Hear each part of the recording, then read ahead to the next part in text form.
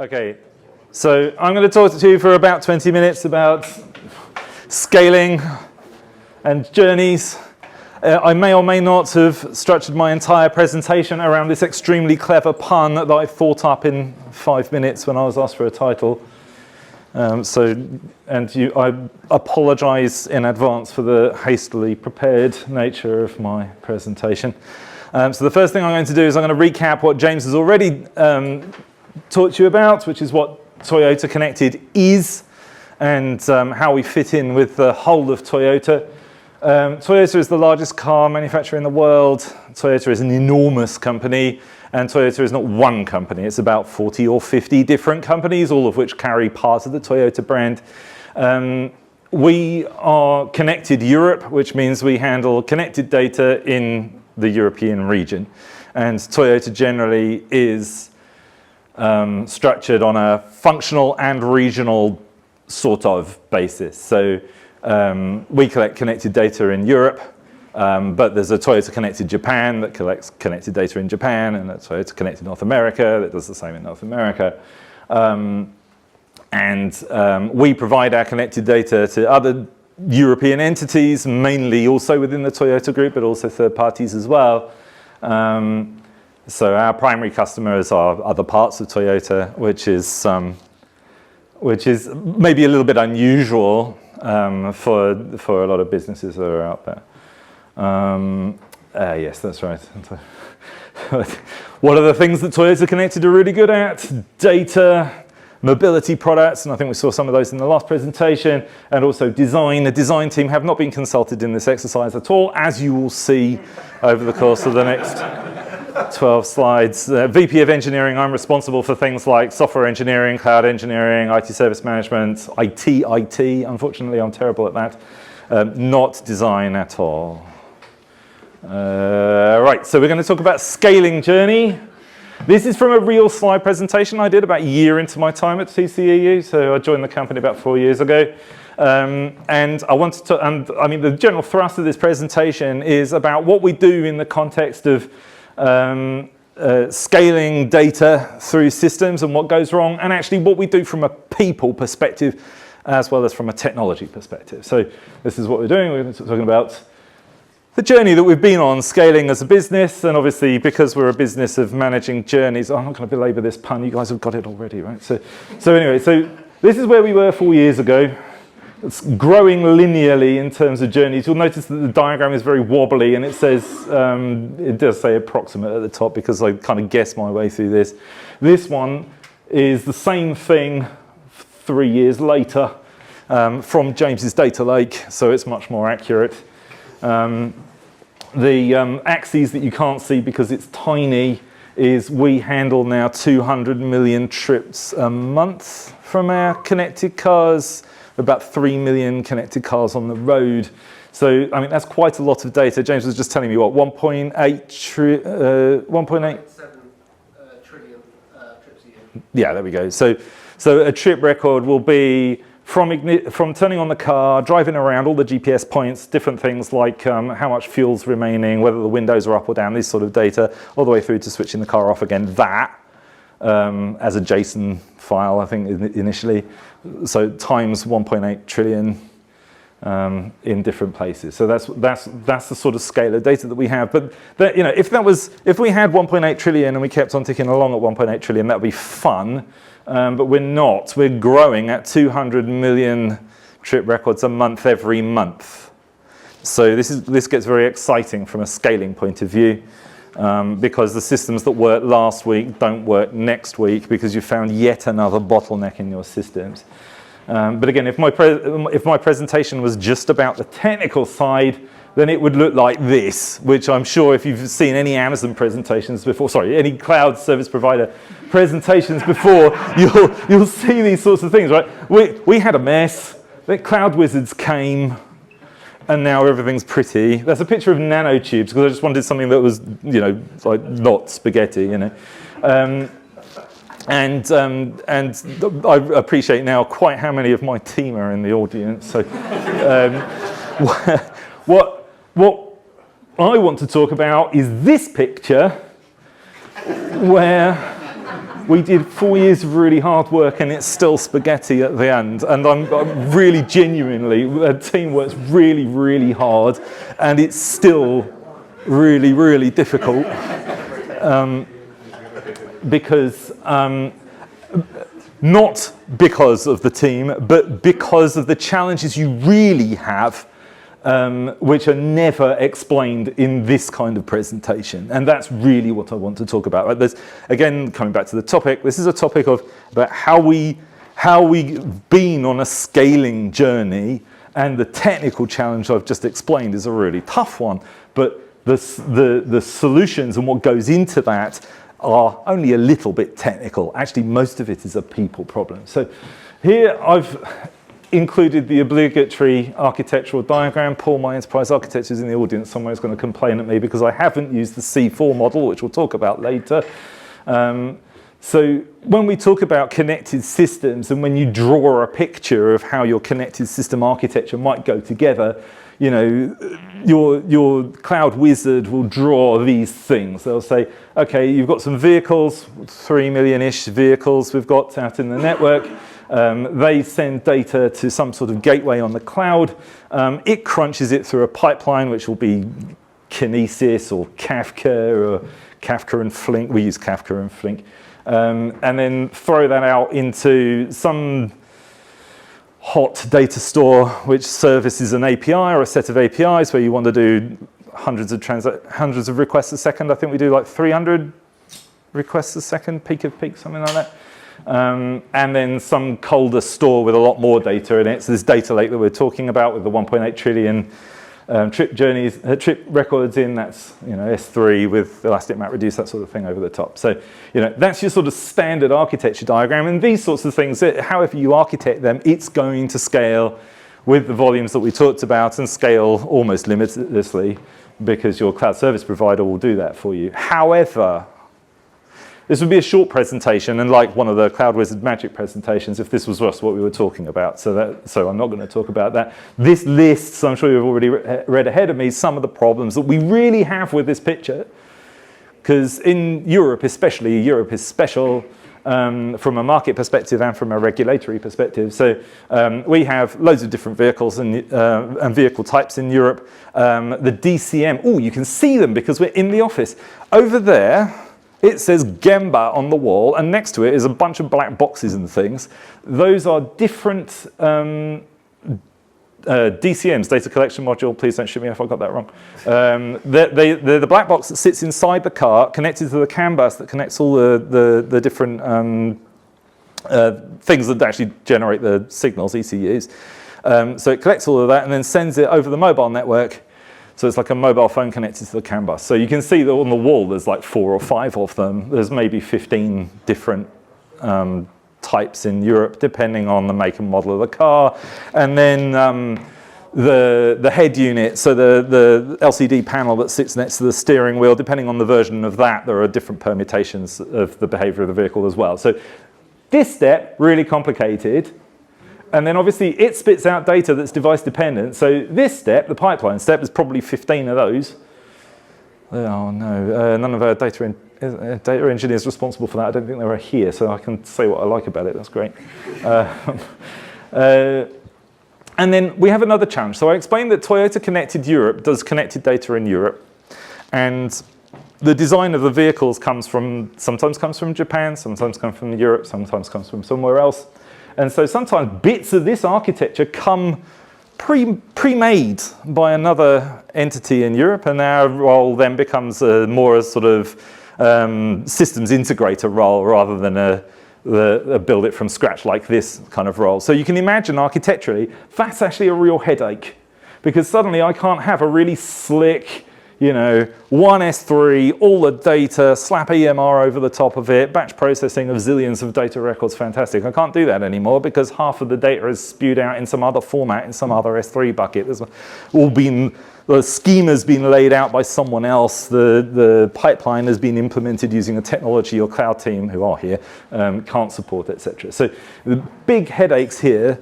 And again, no amount of cloud wizardry is really going to solve that for you. And we'll talk about some solutions in a second. What else did I write on my slide? I told you that I hadn't prepared this very well. And then, integration testing. Let's talk a bit about that as well. Integration testing, where this is all your own system, is really easy because you have, you can spoof data here, you can measure the output there, you can put 500 trips a second through that and just see what breaks. But in reality, at Toyota, in between this and this, sometimes there is a system owned by someone else. And actually, some of the test bench that's over there, again, the reason why you've got those devices on the wall is those devices are connected to the boxes with the red lights on, and those pretend to be a CAN bus and pretend to send journey data over the mobile network to talk to that and then these, so we can do proper end-to-end testing with as close to a real vehicle as we can. So sometimes we have to do that sort of integration testing, which doesn't work very well at scale, because you can see exactly how many machines we've got in our test bench. There are 3.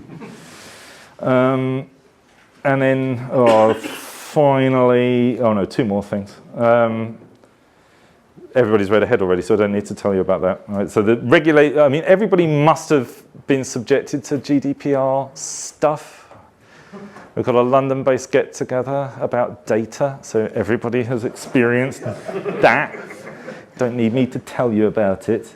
But for connected systems, I can see from the questions on there as well, as a private individual, it is concerning to learn that my car can collect maybe 200 to 250 different data points about the behavior of my vehicle at 2 hertz, and then send that over the mobile network to us to do stuff with.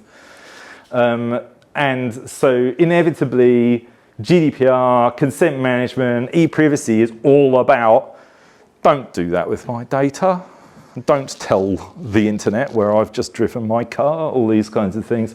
And EU Data Act that came up in the last presentation as well, if people don't know. EU Data Act is for governing IoT companies, especially IoT companies where the hardware that generates the data and the then consumption and use of that data is all very close and proprietary. So for example, if you're the world's largest automotive manufacturer and most of your hardware is proprietary and generates signals in a format that sometimes even we aren't allowed to understand, so we have regular arguments with R&D about this, then how on earth are we going to open that up for other third parties to do things with? Like if the AA wanted to use our data to do some of the things you just saw about in the last presentation. Where's Chris? We'll talk later, I think. And so anyway, so this is a challenge that makes this more difficult than what the cloud wizards say. And then finally, we actually, our execution model at TCEU tends to be quite project oriented. And your project ends and you hand over to support, and then next week your volumes have increased by another 50 million trips a month, every month, and now your support people are sad because the things that worked fine during volume testing are now broken again. And so this puts quite a big cramp on your style from a sort of finance and governance and bean counting perspective, which, as engineers we don't necessarily care about, but as businesses we absolutely do. So, right, good, there we go. Right, so the problem statement, some of the stuff that worked. Again, hastily prepared slides, design team not involved. So this might be completely illegible, and I don't apologize. This is what happens when you get engineers to present things. Some of the things that have worked for us, when we're struggling with different third parties who often come with pre-baked solutions and trying to land them into our estate to run them in Europe, being really clear from an architectural perspective, these rules we're not going to break, these rules we're okay to bend, has been quite effective. And also being clear about where we want to get to in terms of our architecture. So again, we have like 15 plus different device types in Europe. Toyota also partners with third-party companies. So for example, the ProAce van is a Peugeot Stellantis vehicle with a Toyota badge on the front, but when in my app I want to see my BZ4X, which is really cool, and my Lexus that's really cool, and my ProAce van, which is really cool, then the app doesn't want to know the difference between those. So, we have a target architecture which is very long, sort of future-looking, which looks at how do we abstract this data, make it easier for our customers to integrate with us without having to understand vehicle details, all this sort of stuff. The majority of what we've implemented to date doesn't really reflect that target architecture, but in every single conversation about change, we can bring that out and say, let's get a little bit closer to this whilst we're making the change. That said, trying to deliver target architecture on the coattails of projects definitely doesn't work. Saying to somebody, deliver this project for this customer with these objectives, oh, and by the way, introduce this good idea that our architect team had, that doesn't work. Because your customer, when push comes to shove on delivery timescales, how much time we're really going to spend testing everything once you've done the thing you said you would, they're not interested in all the extra stuff that your team has chucked in there. And we've tried and failed to do that several times. Also, I've got a point that everybody will have read ahead already, I'm sure. Understanding the language of our stakeholders. Partly this is an excuse just to put Toyota buzzwords onto a slide. So we're going to come on to that in a minute.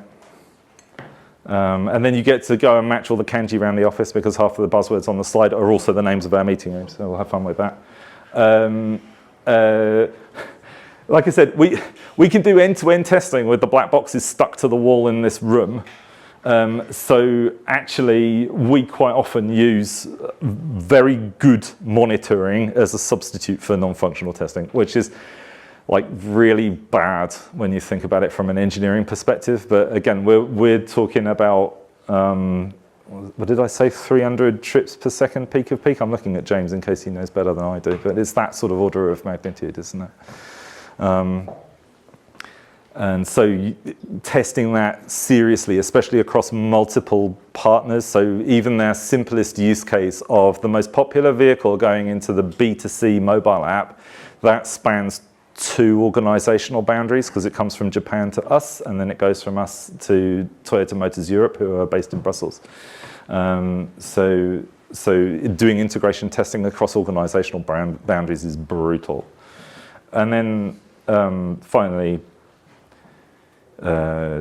operating in Europe can be, and with all of the regulation relating to data, can often be treated as a problem because GDPR is difficult to deal with and the EU Data Act is difficult to deal with. And in automotive connected systems, there is a safety regulation that comes from the vehicles called UNECE R155. Which is fairly new and fairly immature, but that also gives us grief.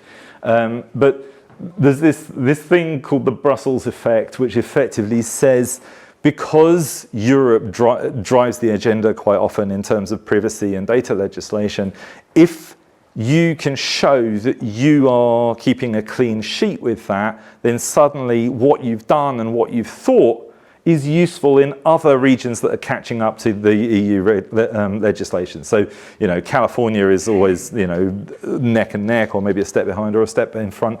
But then other US states will follow California, and then you've got Australia and other regions that will also follow to meet this level of regulation. So again, Toyota Connected Europe, because we're subjected to that, we have to implement it properly. And because we've implemented it properly, that means when another connected entity says, oh, we've already built this, all you need to do is integrate it, we actually are able to say, sorry, our architecture says you can't just deploy that and run with it, because our data protection officer will say, no, or we find 4% of global turnover for Toyota, which is $1 hojillion, I don't know. So these, and then, how am I doing for time? We've got time. I'll give you like 2 to 3 minutes. 2 to 3 minutes. Oh man, I had like a detailed slide for every one of these. So 4 minutes. All right, I can blast through this in 4 minutes. I worried that this was a bit wordy and not techie enough. So I wanted to just put some useful stuff under each of those headings that I've just talked to. So in terms of target architecture, we use C4 model for everything that we do. So C4 model is a really nice way of documenting and breaking down your systems into components without going all TOGAF about everything, because nobody's got time for that, I don't think, these days. And there's a nice tool called Structurizer that will take, sort of markup language and translate it into pretty pictures. We use ThoughtWorks Tech Radar model for communicating technology choices. That's really important in this sort of multi-affiliate all competing in the same space. We have endless arguments about GitHub versus GitLab and Datadog versus that other one. And being able to structure things in terms of hold and adopt instead of shall and shall not is useful language for bringing people together instead of causing conflict everywhere. And then we've also tried to be clear about some of the key, like I said before, having clearly stated architectural principles to really protect the things that we care about the most is important to simplify conversations about these sorts of things. Right, here we go. This is it. I guess this is the sort of cut out and keep I Spy booklet for the office. Like I said, I've only put this in here, so I score points with the Toyota. The Toyota people in the audience, there's 2 of them at least. So I'm not, the point of this is that is stating the obvious, really. But if you speak in the language of your customers and your stakeholders, then you tend to get the message across a lot better. And in Toyota specifically, as a Japanese company, if you use these buzzwords instead of what we know them as, then everybody engages with you better, which we've, again, had to learn the hard way sometimes. I'm not going to labour that, so I've run out of time. I just wanted to show you some techie stuff. That's from Datadog. I'm not going to endorse or not endorse particular vendors or anything, but we use Datadog for all of our monitoring and pretty much every single feature that it offers. So we can actually start to see things like end-to-end from the input through all of the queues to the outputs, like what is really going on. And again, we tend to use this as a substitute for very serious integration testing at high load, because we can't, because it's too complicated. But yeah, very strong observability. The better we've got at observability, the better we've got at dealing with P1 incidents and things like this. So, that's my learning from this. How big is your Datadog bill? Shouldn't look at the questions on Slido. And then, yeah, on Brussels effect, I've explained all this already. I've talked to this already, but I had to put a picture on. What does this say? Have I missed anything? Nope, I think I covered all of that. EU Data Act is the really interesting one, because that for us is also driving architectural thinking. Because, at the moment we deliver proprietary data mostly to other Toyota businesses, which means that we have a lot of control. Well, we are very connected to our customer, but EU Data Act will open all of that up, because it's just like with open banking, right? The whole point of it is to create a third-party market that can take IoT data and do stuff with it. Home Assistant is the obvious one. So we already have an open source platform called Home Assistant, which will do things like integrate your fridge, your light bulbs, and your car. So EU Data Act is making sure, from a regulatory perspective, that Toyota has to open its data for them. And from a sort of compliance and risk, legal and data team perspective, this is all very much a risk, but from a technology point of view, it's an opportunity, because this is a forcing function for making sure those 15 different device types and all these different pipelines spit out data that's in a standard format, which makes things easier for our existing customers, but also makes it easier to meet the regulation. And that's it. I did have a slide on actual cloud wizardry as well, but we've run out of time, so I'm not going to talk about that. I'll give you a minute if you can do it. So No, it's not ready. It's not ready. That's why it's after the thanks. It's okay.